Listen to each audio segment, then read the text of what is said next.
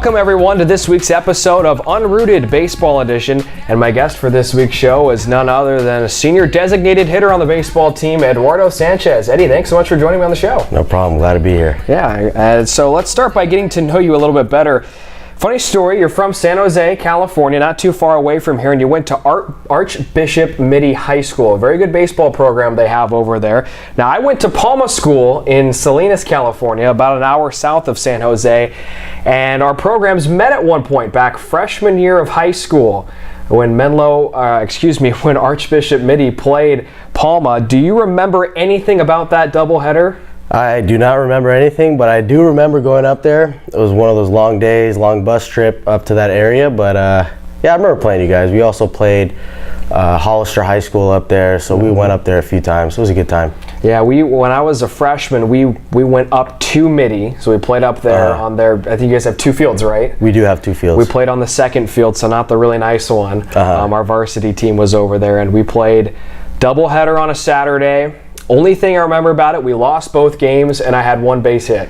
That's it. So, hey, you know what? Remember the hit. I remember the hit because I didn't have too many in high school, so exactly. I'll take that. You were one of the more vocal guys in the dugout, and somehow people have started yelling Eugenio Velez when you stand up in the batter's box. Where did that come from? Well, Eugenio Velez started probably my sophomore year of college. I went to go play summer ball in a small town called Auburn, California, and from then on we had a few Latin players that played up there as well with me and Trevor Trinidad from Menlo, and we liked Eugenio's mannerisms and the name stuck, and I brought it to Menlo, and it somehow got into the dugout chatter, and we use it to keep the guys loose, keeps everyone loose in the dugout, lets everyone, focus. It's nice. I like to keep things loose in the dugout. Oh, definitely. Now, you're not the only one who gets Eugenio Velez, right? It's something that you'll hear yelling for everyone, right? Exactly. It's a whole, everyone in the lineup will get it at some point. It's not just me. It's just a good time. Yeah.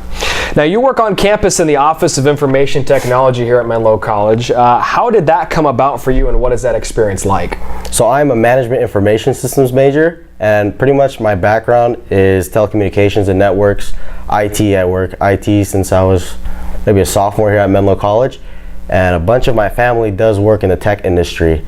So that background has kind of just come from my blood, I guess you could say, but pretty much how it came about. I work the mornings. People see me here early. I'm checking classrooms, but it's a good time. I'm getting good experience.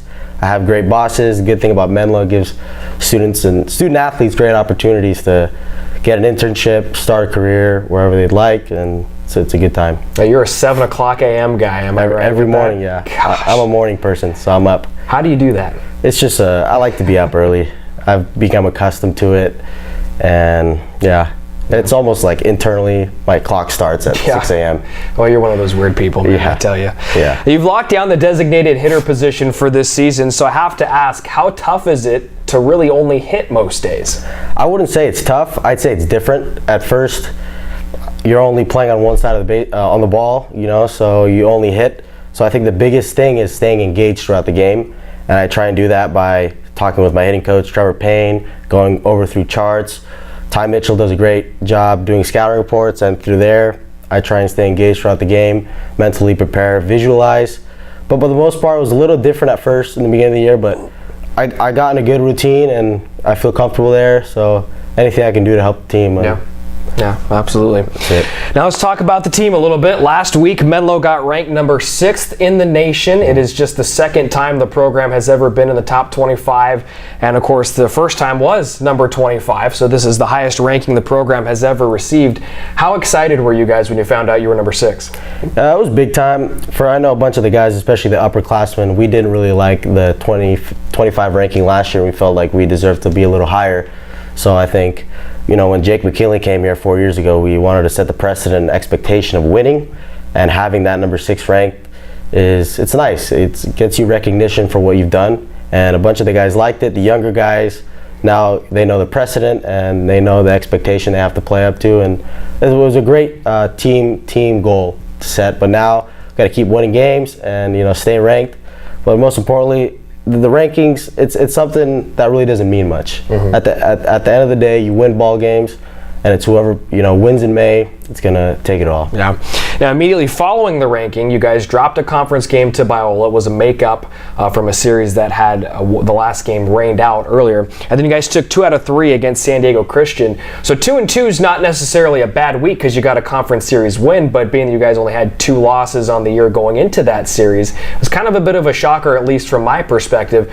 Was there a little bit of overconfidence maybe going into that week? I wouldn't say it was overconfidence. I'd say, first off, anytime you can go on the road and take a series is huge, especially early in the year.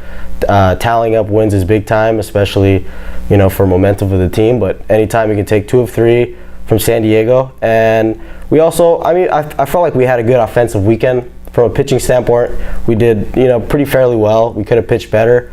But as a team, I think it's good to have these losses early on. We can learn from them, use them as crutches, and learn from them and use them to propel us in the right direction moving forward. Now, you said you had a great offensive series against San Diego Christian, and you did 12 home runs in 3 games, including 6 home runs in the series finale. How do you guys continue to get clearance? Well, our hitting coach, Trevor Payne, prepares us pretty well during the week. We use a pitching machine to get ready.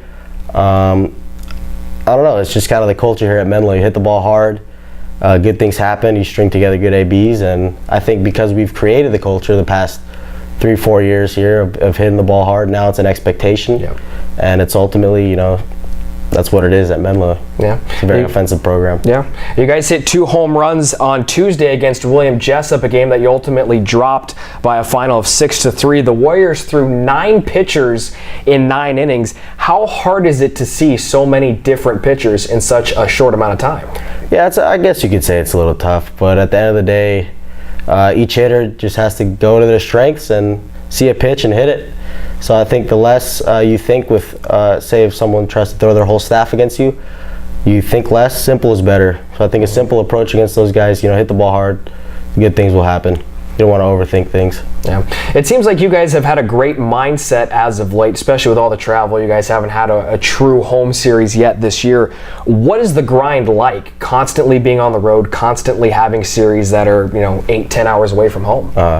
Well, from the first time we stepped on campus, Jake McKinley told us that we weren't going to have a home field, and it was potentially that it wasn't going to get started on. We didn't really know the timeline on it. So from then, we had the kind of mentality of, who cares? We have shirts who say who cares, and it's ultimately we can deal with adversity. There's nothing else that can pretty much go wrong with us right now, so we're just taking for everything as it is and winning ball games. It's a good time. Yeah, now you guys are at home this weekend. Technically, you're playing Vanguard. They're ranked 16th in the nation. Friday, you're at Ohlone College, and Saturday, you're at Cañada. The Lions are the number 1 team in the conference right now, 11-1, and you guys are number 2 at 8-2. What's the scouting report on Vanguard? Well, Vanguard has always played us well in the past. Games have always been close, especially last year. But I think we're going to treat them like any opponent. We play against the baseball. It doesn't really matter who we play. If we play well at our best, we're confident that we come out with the outcome will present itself with a win. Yeah, and for what it's worth, in designated home games this year, Menlo 5-0. That's have not lost. Even though you haven't played a home game, you still have not lost at home. So let's knock on wood. Yeah, you got that going for you. Absolutely. Sure, yep. All right, Eddie, let's transition to the final segment of the show. It's called Brownie Bites. I'm going to ask you 3 off-the-wall questions. Give me your best answer. Number 1, which teammate has the worst nickname? That's a lot of nicknames, but that's a very easy one. Emilio has 2 nicknames. One is the human vacuum. He will eat anything on the road. Anything people don't finish, we immediately go to Emilio. And we also call him Horchata Hands, but we can't really explain that on the air. So we'll just explain the human vacuum. But Emilio's a great guy. He's a young guy. He's good to have around. One of my good friends on the team. So we have a lot of nicknames on the team, but I'd say that was probably the worst one, human vacuum. And he stands at like 5'9", and he's skinny as a rail. How does he eat it all? He might weigh under 100 pounds, and he eats the most on our team. And he takes pride in that.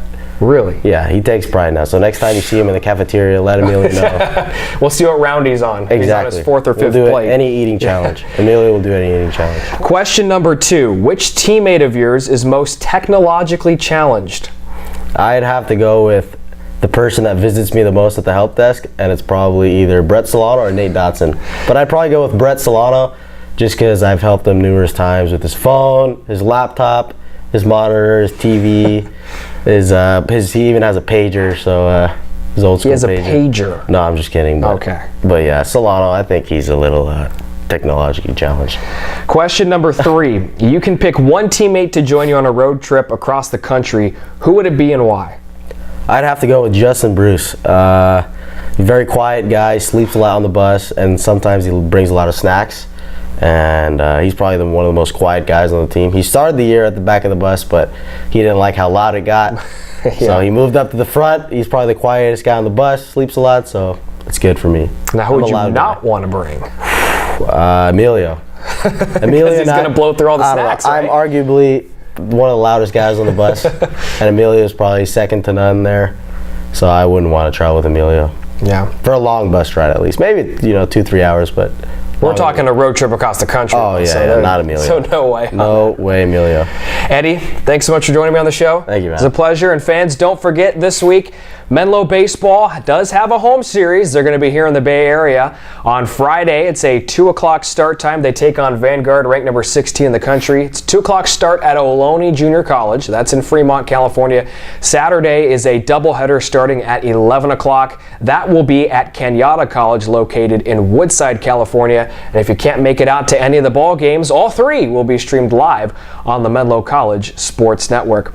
Well, we invite you to tune in to next week's show when Eduardo Sanchez will be choosing the next interviewee on Unrooted Baseball Edition. I am Brian Brownfield. Thanks so much for tuning in, and we will see you next week.